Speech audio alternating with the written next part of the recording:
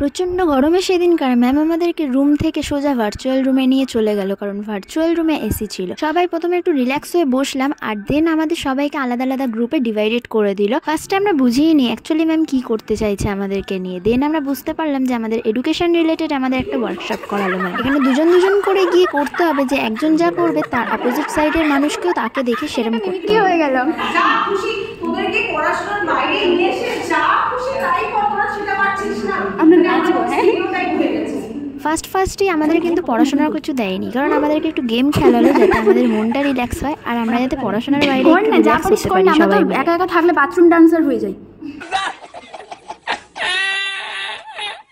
এরা দুজন তো 1 মিনিটে দুজন দুজনের দিকে তাকিয়ে তাকিয়ে কাটালো। এবার আমাদের পালা এসেছে। তাই ফার্স্ট স্টেপে আমি একটু এটা করে নিলাম।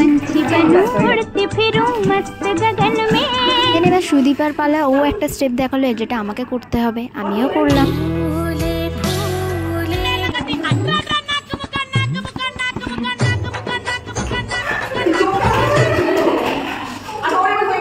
সুদীপা একটু মাথায় হাত দিয়ে ভাবলো যে এবার কি করা যেতে পারে, একটু লজ্জা পেয়ে লাস্টে আবার একটা স্টেপ মনে পড়লো।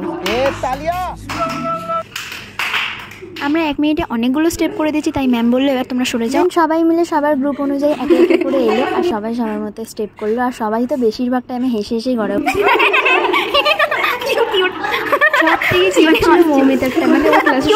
শান্ত কোনো টু শব্দ করে না, সেখানে ও এত সুন্দর একটা কিউট স্টেপ করলো। যেহেতু শেফ, তার জন্য দুজন মিলে একটু শেফ মানে রান্না বান্না করে দুজন মিলে খাইয়ে। সবার লাস্ট এলো দেবর্ণিতা আর কোয়েল, এরা দুজন মিলে একটু নাচ করলো।